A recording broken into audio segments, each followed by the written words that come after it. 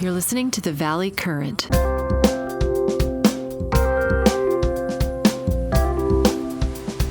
Hey, Eamon, you look great. Hey, thanks, Jack. I gotta thank my camera. It's a nice DSLR professional camera. You're like a Joe Rogan, but 30 years younger and much better, right? This is his exact microphone, so thank you. Yes.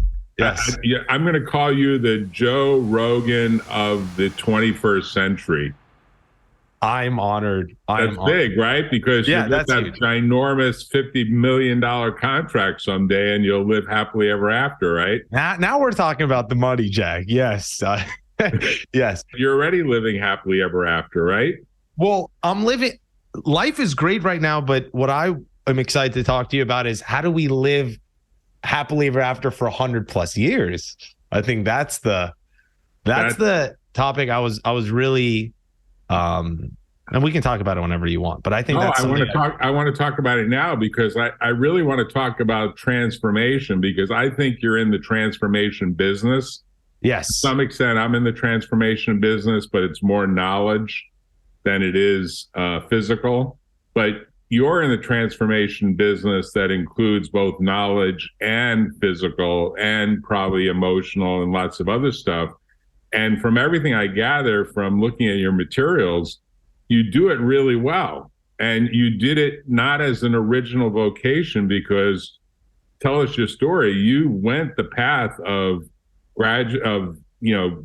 degree in computer science and tell us the path because I think it's a great story. Oh, wow. Yeah. I mean, first of all, I really appreciate you recognizing that it is the transformation industry. I think I'd love to, at a high level, I talk about people's physiques getting transformed because that's what everyone wants. And that's what draws people in. But what I love about the journey that gets me excited talking to people all the time about it is in the process of such a vain metric, what has to happen is you have to transform as a person. And so you calling it the transformation industry is, I really appreciate that. And I think that's something I'm going to start taking. I guess something I walked away with to call it for people. Well, but you transform yourself. I mean, you're the best example of your own sort of business idea because you woke up one day. Tell us how it happened, because I know there's a video I watched that sort of tells a story, but tell it in sort of real life terms where sure. you decided, I'm going to walk away from the big job. I'm going to walk away from the stock options. I'm going to walk away from the six figures. And I'm just going to become an entrepreneur on my own and start my own business. So just tell us that story, how it happened, because you graduated high in your class and did quite well out of USC, if I'm remembering right from when we last met, which was a few years ago now. Yeah. Time has flown. Yeah. I mean, I graduated, engineering family. So right. Mom and dad, PhD, master's electrical engineering. I only had one path, and it was to get an engineering degree. And I got my master's at the USC studying computer science. And right after that, got an amazing job at Salesforce as a software engineer. Great pay, great flexible work hours, awesome culture. I mean, I couldn't ask for anything more. And what was interesting is while that was all happening, though, I'd been athletic my whole life. As my parents always put me in sports. I would play basketball, soccer, extracurriculars. But all of a sudden, I go to this great paying job and no one seemed to care about fitness. They seem to stay at their desk, work late hours. I'm surrounded by people that are parents. They have kids. They're eating pizza late night. And it was just such a different environment than I was used to. And what was funny is I had the perfect excuse to put fitness aside for a long time. I quit on that thing and I wanted to become an engineer and build my name up, build my brand. But it got to a point where while I did do that, the trade-off of being in great shape, it eventually caught up to me. And I felt like, my belt was getting tighter. I was feeling lethargic. I didn't really like how I was feeling physically. And so, I kind of got on this path where I said, I want to, and I deserve to have a great job and be healthy. I don't know why I made that trade-off that I could only have one. Well, it wasn't any precipitating event. Like for some people, they get into a car accident or they realize they can't climb a set of stairs, or they can't do the same hike, or they can't go up Windy Hill, or a million different things that sort of trigger, hey, something is out of balance here in the work-life balance, and the life is being pressured out of the work-life balance. I often put this slide up if I can get it up, if it will come up quickly, to say, the world is changing from this sort of 9 to 5 work-life kind of environment where your best ideas may occur while you're working out. Your best ideas might occur while you're swimming. Your best ideas might occur while you're hiking. Yeah. Those are really the creative economy's juice. And sitting behind a desk is not necessarily proof of any real work occurring. Oh my God. There isn't really a 9 to 5 kind of environment anymore, particularly in the pandemic era that we're in. It's a completely different environment, right? Right. That's actually right where I'm at right now. We're kind of skipping 6 years, and I'd love to touch base on that because it was something I noticed that my biggest passion at work was breaking complex ideas down into simpler pieces. I'd always write the documentation. I'd always like to do presentations. And I noticed that I was able to do 10x output compared to my coding just because of the sheer, one, passion that I had, and two, the honesty that I had with myself that that's what I enjoyed doing. And to your point, sometimes my best time was outside of the 9 to 5. Sometimes just because I loved it so much, I would do it in my free time. It'd be after 5, I'd do it on a weekend. Who's to say 9 to 5 is the time for production? But you had the advantage of being sort of self-motivated, right? Some people don't have that. You're sort of self-motivated, and I'm sure Salesforce, where you worked, I take it you had an office at the time in their big building in San Francisco. Yeah.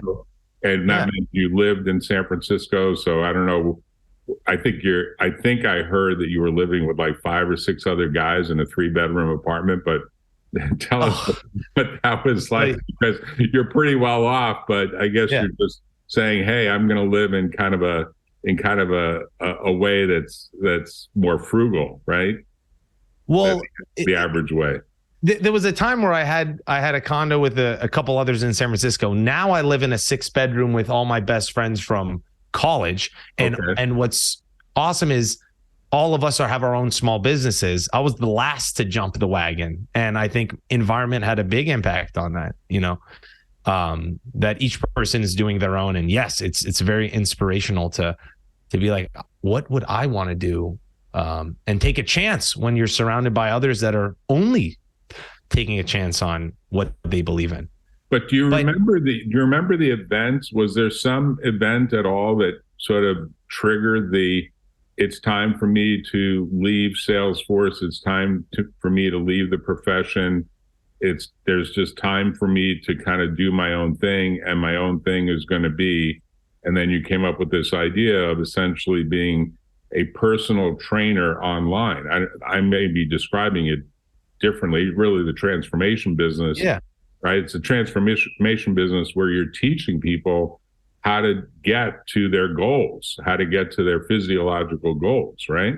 Yeah. Yeah. I think I kept noticing is that I was spending a lot of time doing what was technically outside of what I was being listed as on paper as a software engineer. I was the one speaking at the conferences. I was the one writing the documentation, doing the demos. I wanted to be out there with people, answering and responding to questions.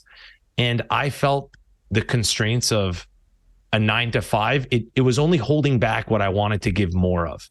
And I just thought, after living with my roommates, there was a point where I was working late night, and one of my roommates comes in and says, "Why don't you do this full time?" And I cared so much about fitness too, that I was also doing documentation on fitness out of a sheer hobby.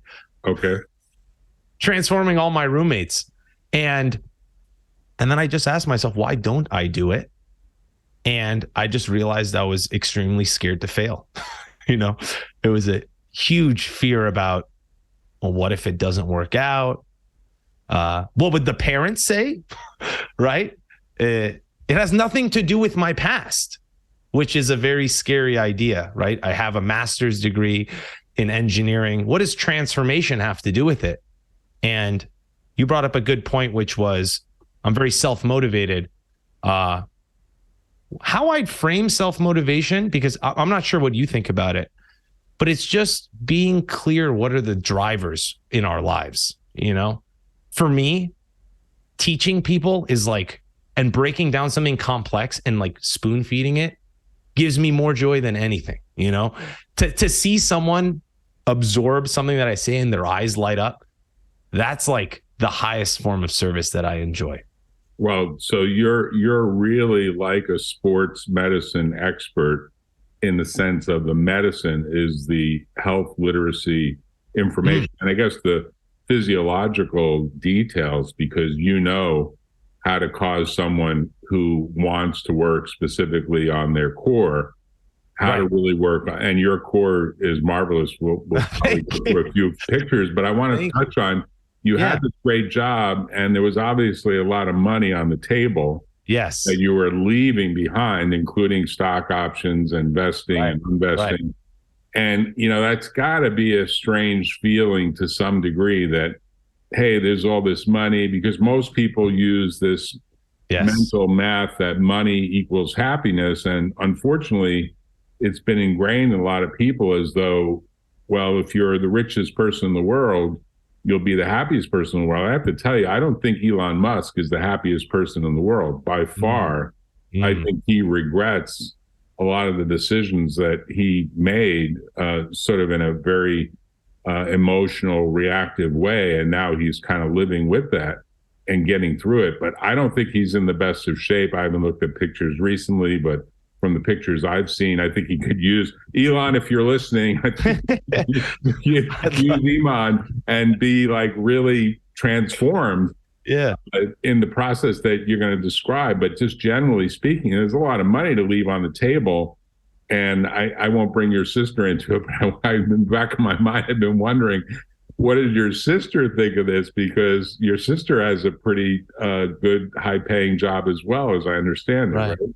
Yeah. And I think that's a great question. What did I think? What did my parents think? And what did my sister think? And I think what I'm noticing in this shift, because I think you'd appreciate this, because you're also kind of talking about this shift in health as it transitions and in medicine. I think there's a shift in fulfillment and the search for that in my age demographic. I'm 29, my sister's 26, and I think there's a huge rift in how we think about that between me and my parents and where I'm at, being a first generation since my parents moved from Iran here. My parents reacted exactly looking at this image here. What are you giving up? What you're giving up stability. And my sister and myself are kind of this new age of thinking well, I actually grew up in this country. I'm an American citizen. I have a great education. I have a degree I can fall back on. I have stability. It's here. Now, what is really going to make me happy? And this is where we're starting to see so many unique businesses opening up and so many kids growing up so much younger now. I see kids that are 16 starting their own businesses now, and in the name of hopefully fulfillment and not for the sake of money. So I just had to think back to your question. Is it worth, I had to think of the worst case.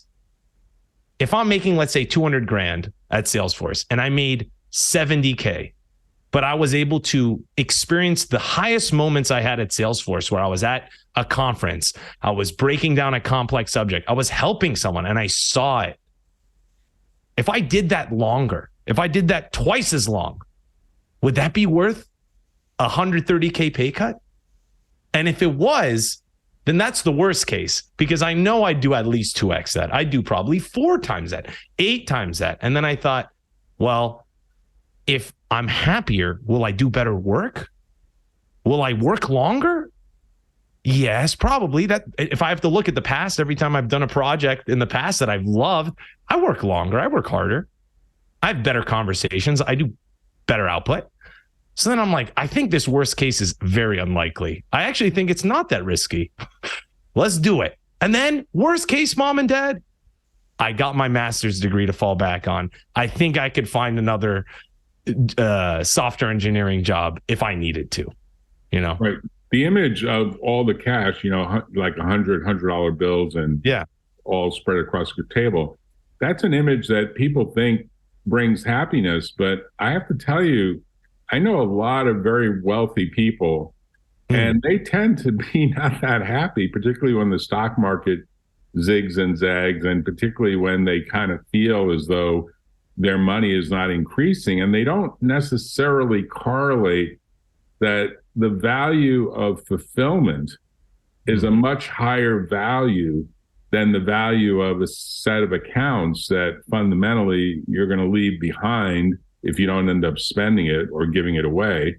And most people don't do that. Most people that accumulate, particularly people that accumulate in the millions, their sort of peak point of net worth occurs, and they get too old to actually end up using it, and often too old to even end up competently giving it. I don't know what Musk is going to do, but he should be like radically giving away that money, like in a way that's even more aggressive than Bill Gates in the Melinda and Bill Gates Foundation. And they just got divorced, so they're obviously not the most happy couple on earth. Or in the style of Buffett. They should be he should be aggressively giving his money away instead of, I guess, in some ways, I wonder if he's thinking about, it's very hard to imagine with all the stress he has that he's going to live to 100. Certainly hard to imagine that he's going to live to a super centenarian, like 110.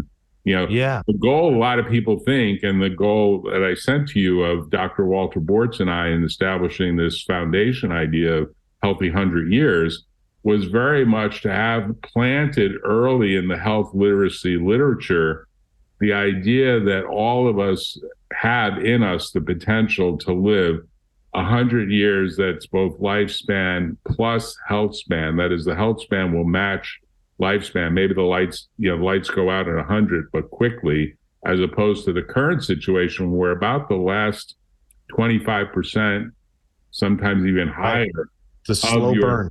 Yeah, it's like a slow, ugly, burn, difficult, expensive burn with a lot of medication. I mean, a lot of stuff that happens that's very negative. And I have to tell you, it's got to be planted early. And this image of all the money on the table has got to be completely transformed into what is bringing life fulfillment throughout your entire life in a way that allows you to have this state of flow where you're really feeling like, hey, I'm doing the right thing at the right time with the right people in the right way, matching your life energy, whatever level God gives you, to what it is that you can do for the rest of the world. And you kind of found that in a way that's almost the opposite. I think of it as almost the opposite of software, because software is kind of an intro. I have a degree, a master's degree in computer science as well, and then I went to law school and business school. Nice. There's a lot of stuff in my story that sort of maps to yours, except I've never ever thought that I could be in the business that you're in, even for my own sort of self-learning, even though I'm sort of very athletic and have been historically athletic. I've always sort of never had the degree of time or depth to say, well, what order of exercises would I do? What transformation could occur to my core? What could happen? So tell us how you got to the point of really becoming an expert on that knowledge, because that to me is just amazing. How did I stumble across the driving mechanisms to the outcomes that so many people want? And how did I do it being true to myself? Yes. How did you get there? While I've been athletic my whole life, by no means am I the kind of guy that says I enjoy running on a treadmill for 2 hours. And I think culturally, that's kind of the idea that we're told that if we want to get in great shape, we need to run on a treadmill and suffer for 2 hours. So, actually, there was a period in my life where I believed that. And it was when I was at Salesforce, and I justified suffering on a bicycle, a spin class, for 3 months with a coworker in the name of progress. So I made this decision saying progress has to be hard. And I was happy to make the trade-off. And, month 1, I take photos in the mirror. I'm eating almonds afterwards. I'm eating clean. I'm eating healthy. I'm by all means healthy. So I'm doing the cardio, I'm suffering, and I'm eating almonds that are healthy. So I'm doing all the things on paper that seem to be what I need to do. And month 1 goes by, take photos in the mirror, no change. Month 2 goes by, no change. 3 months of suffering, I finally say, all right, what the heck? Let me see how much weight I've lost. I step on the scale and I gained a pound. And but you might have been transforming fat into muscle, right? In theory, you might have. No, I could have been, but when I look in the mirror, I look no better. Okay. And also, I can't be transforming fat to muscle because I had made a trade-off to take my lifting time at the gym and translate it to cardio. So there's no way I'm going to build muscle when I take the lifting side away to cardio. I thought, right, but that coworker must have been a gorgeous female, is my guess. Right? I wish it was my mentor. So okay, great guy. Right. So it was that moment. If you're talking about decisions that change things, I realized, well, if I'm not getting the results I want suffering, well, then how do I get the results I want enjoying it? There has to be a mechanism that drives fat loss that's different. Someone lied to me, right? And so what I found was after doing some research, the amount of almonds that I was eating, and it turns out almonds are one of the most calorie dense foods you can get. Right. And chocolate covered almonds are even worse. Oh my, and so much tastier. Right. And so the amount of almonds I was eating was actually a few hundred calories more than the amount of calories I was burning in the spin class. So I'd kill myself for 30 minutes. And then in 3 minutes time, I would undo all the hard work. Wow. And I did that for 3 months. Okay. So when I realized that, I said, wait, if that's the mistake I'm making, what other mistakes? And I realized, okay, to lose weight and to lose fat, it's very simple. It's find out how many calories you need to eat in a day and be in a caloric deficit. And from there, I realized it doesn't even matter the type of foods you eat. And you can actually, if you like fast food, can you eat fast food and lose weight? That's the most amazing part of your presentation, because I know so many medical doctors and nutritionists who say, you cannot eat McDonald's. You must use a nutritarian diet. Dr. Joel Furman, a good friend of mine, I've done a podcast with him. Yes. I'll give you the link. Yes. He's like, you got to eat stuff with nutrition dense but caloric low. Like the equation has to be nutrition, calories, and you got to keep that equation in balance. And it's got to be more nutrition than calories. Like basically he says kale is better than certain types of lettuce. Like that's just the way the nutrition data goes. And he looks at that level of detail. And you say, man, if you're a furnace, you can burn lard. You can burn anything. Right. That's what I'm hearing between the lines. Yes. And I think what's so amazing is I don't disagree with this doctor. I think what's so amazing that I love about this is we're not asking the right questions when it comes to health. Health is the most contextual, beautiful thing. And every single human on the planet is at a different place in life. And that very next outcome for them, they just need to see that so they have confidence to make the next move. And so often I've found so many experts, so many answers, we prescribe before we diagnose. And while that's true for the kale guy, I think that makes more sense for someone that is well on his health journey, that has conquered fat loss, that wants to take his health to the next level. I like working with those that oftentimes are like me, the ones that are suffering, that are killing themselves on the cardio. and they're not getting results. And they're saying, well, why is my hard work and suffering not translate to results? That first convo is like, well, if you like fast food, we can do it. And if you don't like cardio, we could do that. And I like to get into the art of asking the right questions and helping the people I work with ask those for themselves. So let me show this for a minute. It runs for a couple of minutes, but I want to ask you some questions about it because I was intrigued by some of the stuff that you show in this YouTube that you created, you generated. You're the producer, director, actor. Yeah. Are you unhappy with your physique, but you're so busy working right now that you just don't have the time to do cardio or the interest to eat boring, healthy meals? I know exactly how you feel.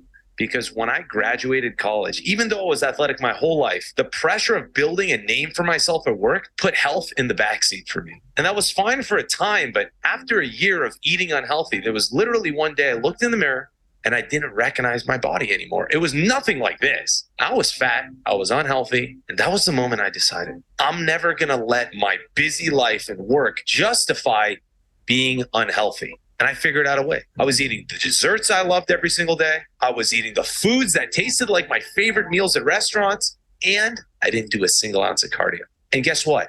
I got a promotion at work. If that's something that speaks to you, if you're busy at work, if you love food as much as I do, or you're just someone that doesn't enjoy just running on a treadmill, but you think weight loss needs to be boring. Let me tell you, my favorite thing in the world is to coach people like yourself and show you the way that you can actually get in the best shape of your life on your own terms. 20 pounds down. No, I gotta call the gang. I love that. Call the gang, Roddy, bro. Weight loss doesn't have to be hard. In fact, I require it not to be. I require it to be fun. Eating the foods you love and not wasting your time doing stuff just because someone else did it and they say they swear it. Because well, it worked for them. You and me are different. It just didn't work for you because it wasn't exciting. If that's something that speaks to you, you could have it all and crush it and work. And I'd love to show you how. If you're interested in working with me, click the link below for us to jump on a free coaching consultation call where I can set up a plan for you that gets you so excited to start because it includes all the things you love. And if you're not sure if you want to make the commitment yet, no problem. I got a ton of freebies for you below just to get you started on the journey. Start getting a little taste of what it's like working with me. Because like I said, with work, time and money should never be excuses for you to not start getting healthy right away. And I'd love to be there to help you on the process. Hope to chat with you soon. See ya. So you did a great job on that video. I mean, it's just amazing to me. And you weren't in this whole vlogging sphere before this, right? You weren't doing this in your software days, were you? Doing videos like that? Yeah. Like you weren't doing them to demonstrate the algorithm that you created or to unpack a set of code or anything like that, right? No. And I think this is why me creating a business, this is why I've fallen in love with the art form of business, because I feel like my desire to help people and the funnel to which I need to talk to people, it's created my own constraints to communicate a message clearly. Because I would have never had the constraints before. Yeah, I mean, to me, what you've done is you've sort of said, look, you don't have to do as much cardio. Like for a lot of people, they want to believe I've got to sweat out cardio for at least an hour a day. Right. I'm maybe the perfect example of it because I do over an hour of bike riding on an actual bike, actually outdoors, going, into places that are without cars, into parks that don't have cars, that sort of thing. Yeah. And then I do an hour of yoga, and I often do an hour of swimming. That's like 3 hours. Wow. Of a lot of cardio, and yet I don't have the physique that you have because you would say, well, you're doing the same thing that I did wrong. You're doing a lot of cardio. Well, and maybe help with some things. But the question I haven't had yet, and I know you filled out my form, so I know a little bit, but the question in this conversation that I haven't found is, what's your goal? And are you happy? Well, my goal would be to get to a BMI that's well under 25. Right now, it's about 29.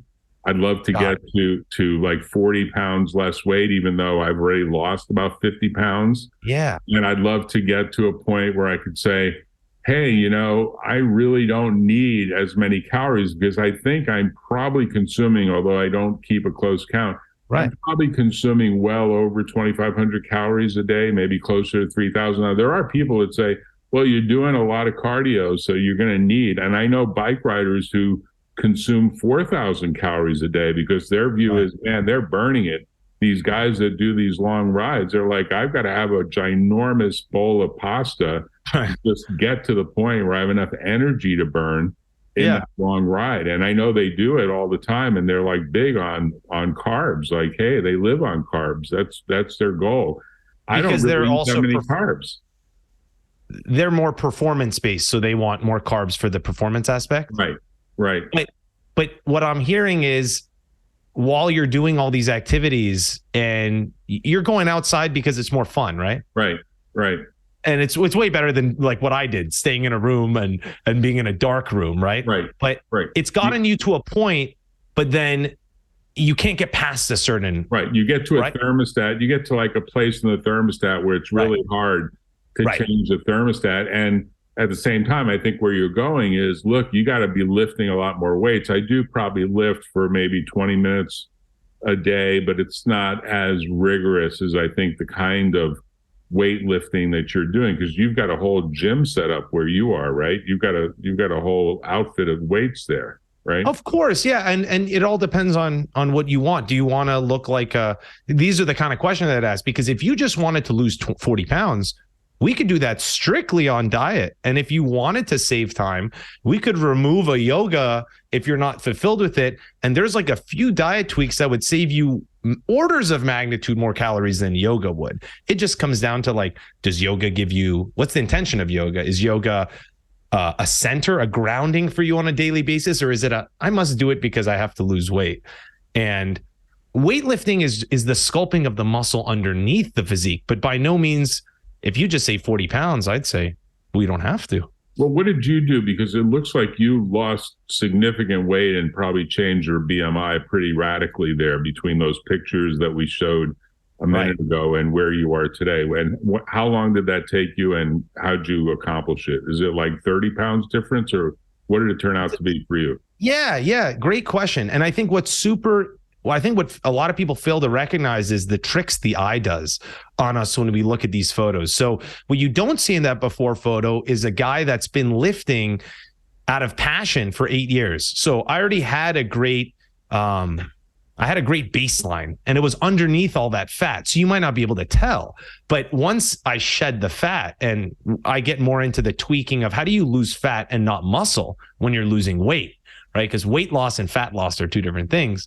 But once I lost the fat, you're able to see what's left, but it was always there.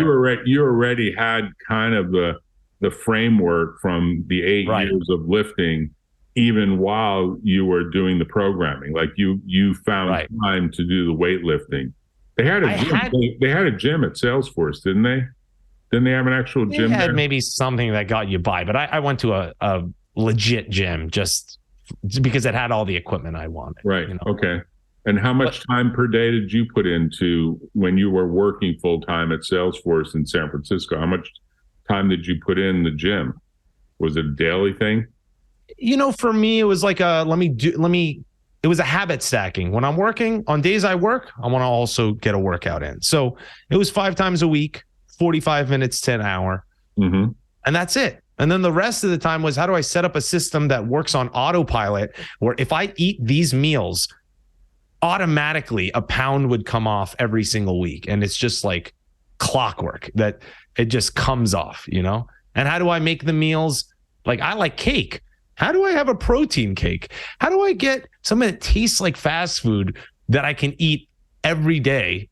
And it actually is perfectly conducive to my goals. And that's the part of the discovery process I enjoy with others, because they have different diet preferences, right? They have different wants and needs and intrinsic drivers that get them be like, oh yeah, let's do it. You know, like what are the foods that you enjoy? Well, I've been moving and trending towards a more vegan diet. So, you know, if you look at my Italian heritage, there's always a lot of bread. There was always a lot of pasta. There was always a lot of meat.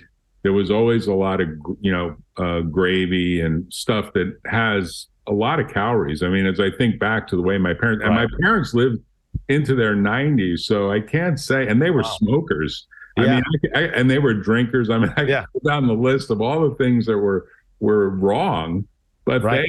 they lived a very long, they almost got to the healthy 100-year magic. Had they not smoked, they probably, and not drank, maybe they would have gotten there. And they didn't lift weights, believe me. They felt like they worked hard enough in the physical job that they had. They had a little grocery store, little supermarket in Brooklyn, New York. I started working there when I was 6 years old. It's another story for another time. Yeah. But basically, they moved a lot of their time. They were always moving. I mean, they were always, packing shelves and doing stuff to kind of deal with inventory. And overall, I'd say they had a very physical life, but they didn't have anything close to the physique that you have. When I think back to when I was a kid and they were in their 30s, they didn't have anything like what you have, and they would never say, "I'm going to spend time in a gym." There wasn't even really that concept back then. In the 1950s, there wasn't. There were bodybuilders, obviously, but now today, gyms have become kind of a big business, right? But what's so funny is in the 50s, no one would do that because, I mean, when you even think about what the concept of a weightlifting gym is, it's actually insane. It's like we have to synthetically create such force and stimulus in a closed amount of time because we're so sedentary that we need to emulate the force that your parents had back in the day. Right. They were moving. They were moving all the time. Right. That's what it really means to live. Moving all the time and constantly their hands, their feet lifting. I mean, they probably got 8 hours of exercise into every day. Right. I never really saw them sit. They were always standing and moving. And that was just their life. Complete swap from probably you and me, right? Like, we're sitting all day, so the 1 hour better have like all the force. We're compressing into time. In this realm of health, and you were asking me, how did I stumble across this? I think, and why I love it, and we talking about fulfillment. What I think that you'd be really interested in is, you're drawn to the book. Are you asking the right questions? Right. I think questions are the source of life, and health is no exception. Business is the same, but also in health, it's very much, are you asking the right questions when it comes to your own health? And I think the job of a coach is just to help you ask the right questions and then have the map that says, well, now, given we've asked these questions, once I know what you really want, now let's set up a clear path without any question. This input will translate to the output you said you wanted, right? And that's what I love. And I think it's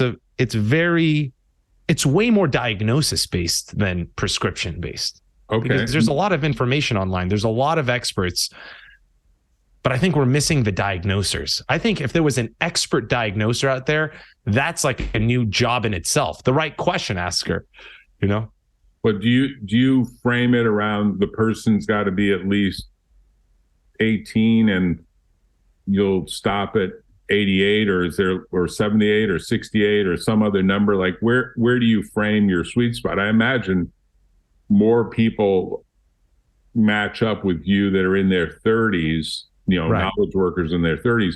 But I'm just curious how you think about the range of clients that you have. Is it like, could be a 14-year-old that wants to get more muscular? It could be a 89-year-old that wants to become more muscular. I mean, do you have any limits on that?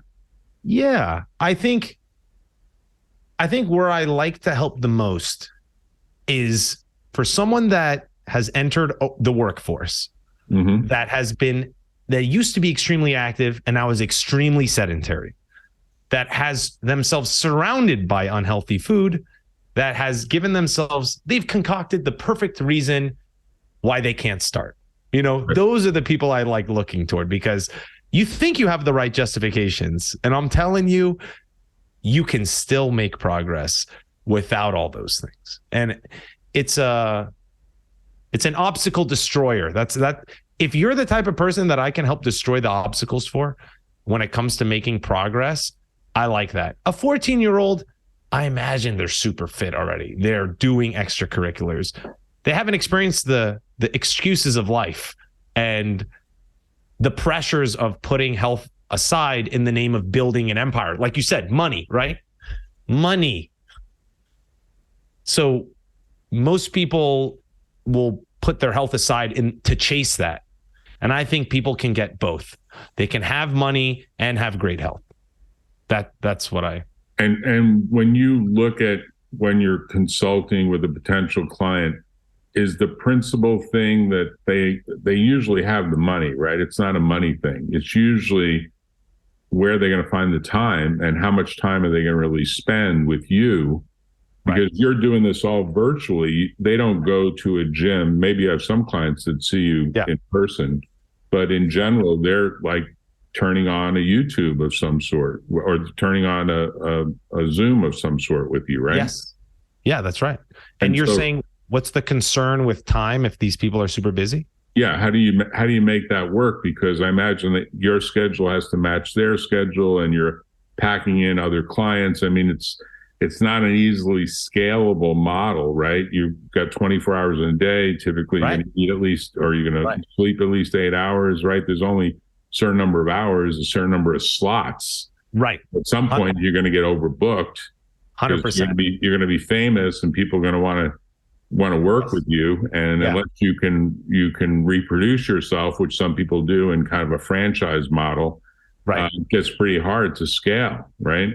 Yes, I completely agree. And I faced that growing pain myself, where at some point I just couldn't give enough time to people. But what I found that was really amazing is once you ask the right questions and you understand where someone needs to be, where they want to be, and you set up the structure of accountability to help them get there, then it just comes down to how I've shifted is a group coaching where 3 times a week, I'll jump on in office hours where I get to respond to the questions that the group has, where they're driving the curriculum as well as I'm driving it too. So it's a one-to-many relationship. And then they have an ability where they can do weekly accountability checkpoints. So you create like a whole cohort. Basically, people are going to be on a single Zoom session. They're going to meet each other. Some are going to be thin. Some are going to be fat. You probably an entire range of people. Probably some want to gain weight and get muscle and gain weight, and most want to probably lose weight and gain muscle, right? I imagine. Different cohorts for the different goals. But at the end of the day, humans are in one of two phases. We're trying to grow or we're trying to shrink, and if we can just be that clear, the nuances with how we shrink and stuff, I think we can all be friends and colleagues in that space because we're trying to cut. But and the thing is, if you miss the calls, it's recorded. So you get a chance to see it later if you'd like. You have a chance to jive in live, ask the questions, and there's a lot more opportunities. But you're right. At some point, it becomes hard to scale one-on-one. But the way to serve people still by making myself available. But what I find is most people struggle with just knowing what inputs create what outputs, right? And once they do that, the only other thing is, how do you make sure they're accountable? How do you make sure that they just keep doing it, or recognizing when life gets in the way, what actually prevented you from doing the thing you finally knew you needed to do, So you're saying the basic math of this is not really well learned or taught or exposed. And then the accountability systems don't yet work through automation. I mean, there are some companies that want to believe, I know there's a bunch of different apps out there. This is not about advertising an app. I do wear an Aura ring, and I do believe that tracking your sleep data, you have one as well, so you're a believer. That's probably the best product around, and Apple should buy it and turn it into an Apple ring. But they're like relatively unknown. I guess they're somewhere in Sweden or Norway or Denmark or something, and they don't believe in advertising, so far as I can tell. So they're hardly out there, and yet I got to believe that it's probably a better device for what it does than the Apple Watch is, and arguably less expensive, because you could spend a lot of money on an Apple Watch. Apple Watch does a lot of other things. But for what I see in the data, and then you probably got what I got from them, which is your 2022 review that goes through kind of what you did over the entire year, which I thought was a great idea and something that's long overdue. And the only question is, can you get that kind of report maybe monthly, maybe weekly, maybe quarterly, so you can do some accountability around what's really going on here? Am I getting more sleep, less sleep, that sort of thing? And then what tweaks can you make over time to make things better? And that's a real trend, right? We're becoming more data driven, and people's data is being collected all over the place with the goal of presumably making human potential become far more amplified than what it is today. But most people don't even know about it yet. I would imagine it must be one of the first things that you talk about with your clients, which is, hey, are you recording things? Are you keeping track of things? Right. And are you paying attention to what the inputs are versus what the outputs are? Right. Yes. 100%. But I know I keep touching on it, so I apologize if I'm being redundant. I don't believe it's redundant because it's so missed all the time. Is once someone's clear on what to record and what are the metrics, then they can track them. But too many times I talk to people where they just don't know where to start. They don't know what's the clear path. People are dying for clarity. Like I hear it so often. I'm spending all this time, all this money at the gym. I'm not getting the results. And it's like, all people need to see is a clear path to that end. And once they do it, then we can talk Oura Ring, metrics. We got a Whoop here. It's another competitor, Apple Watch. I mean, they all do the same thing. And there's a plethora of information there. But I think it just starts with understanding what are the metrics that help you get to your goal. Why do you think these, I mean, it's a little bit of an orthogonal question, but I think it's a good one. Why do you think these big franchise gyms like 24-Hour Fitness, there's a bunch of them, why don't they just bake in someone like you, maybe ideally even you, as kind of part of the subscription? Like, why aren't they doing a much more advanced view as opposed to just being a landlord saying you can use our real estate, you can use our equipment?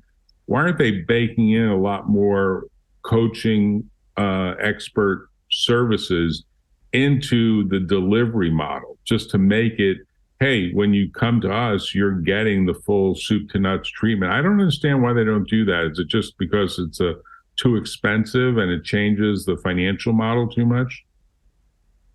That's a very, very good question, because I've heard reports that, a lot of these gyms don't even expect people to come to the gym, the paying members, right? And that's baked into their financial models, that as long as these people... Stay tuned for part 2 of this episode of The Valley Current.